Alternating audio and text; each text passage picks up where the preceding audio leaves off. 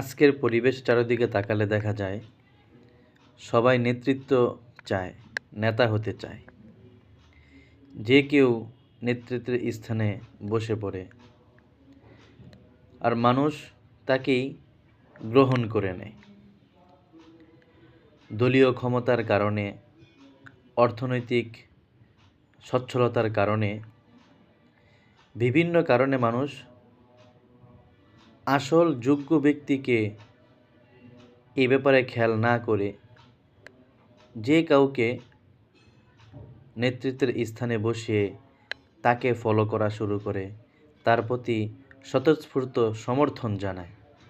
ফলে আজকের আমাদের চারপাশ এক অস্থিরতার পরিবেশ বিরাজ করছে।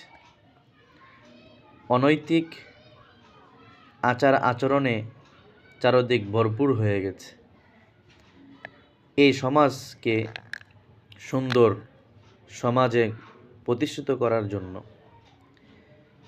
চারদিকে শান্তি আর নিরাপত্তা সৃষ্টি করার জন্য যোগ্য নেতৃত্ব ছাড়া এর বিকল্প খুবই কঠিন। যোগ্য নেতৃত্বের জন্য কি প্রয়োজন? একজন ব্যক্তি কখন যোগ্য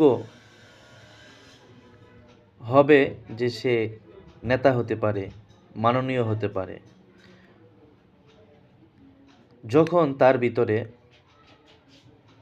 কিছু গুণ থাকবে। গুণের কারণেই মানুষ গুণী হয়। তাই সফল নেতৃত্বের জন্য যে কোনো দলের সফল চেয়ারম্যান, সফল সভাপতি, সফল কমান্ডার, সফল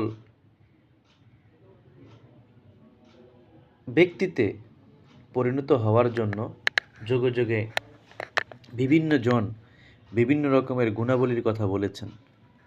তন্মধ্যে আল্লামা ফখরি রাহিমাহুল্লাহ একজন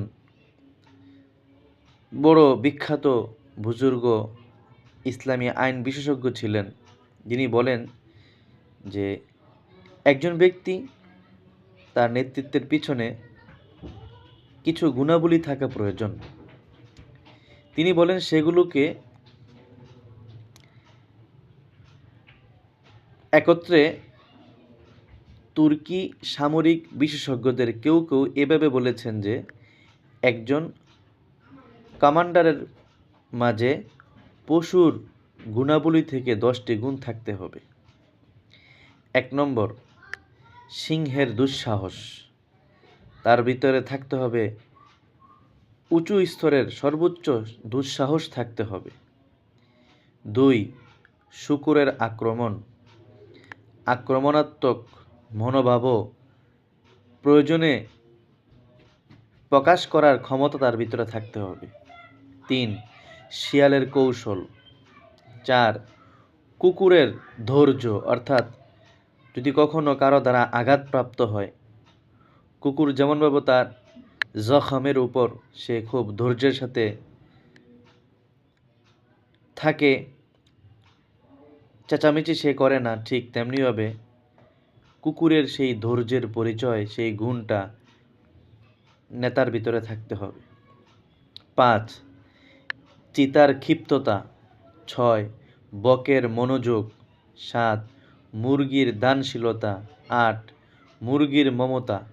বাচ্চার প্রতি যেমন মুরগি তার মমতা প্রকাশ করে, খুব আগলে রাখে, তাকে চিল শকুন থেকে বাঁচিয়ে রাখে, তো একজন নেতা সেও তার অধীনস্থ যারা থাকবে তাদেরকে এমন মমতা দিয়ে খুব আগলে রাখবে, শত্রুর আক্রমণ থেকে বাঁচিয়ে রাখার সর্বাত্মক চেষ্টা করবে। নিজের উপর দিয়ে সব অতিবাহিত হবে, কিন্তু জনগণকে, অধীনস্থদের কোনো ক্ষতি হবে এটা সে বরদাস্ত করবে না। 9, কাকের সতর্কতা। 10, তারুর স্থলতা। তারু এটা খোরাসান তথা বর্তমান আফগান এবং তৎপার্শ্ববর্তী এলাকার এক ধরনের প্রাণী, যেটা সফরে এবং কষ্টক্লেশেও নাদুস নুদুস থাকে, অর্থাৎ সর্বাবস্থায় তার স্বাস্থ্যের অবস্থা সে খুব সযত্নে স্বাস্থ্যের প্রতি খেয়াল রাখে, স্বাস্থ্যকে সে ভাঙতে দেয় না। স্বাস্থ্য যখন মানুষের ভালো থাকে, সুস্থ যখন থাকে মানুষ, তখন তার মন মেজাজে ভারসাম্যতা থাকে।